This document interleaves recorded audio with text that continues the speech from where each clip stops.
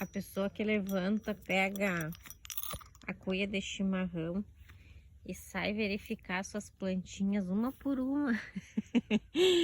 Para ver se cada folhinha tá aí ainda, se passaram bem a noite.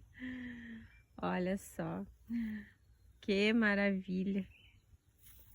E assim, toda manhã, aquele olhar fiscalizador ou de bênção,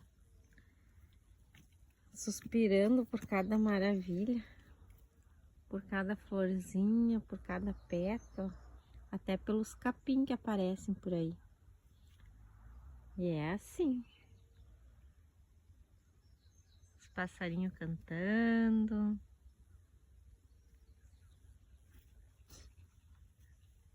Desse jeito.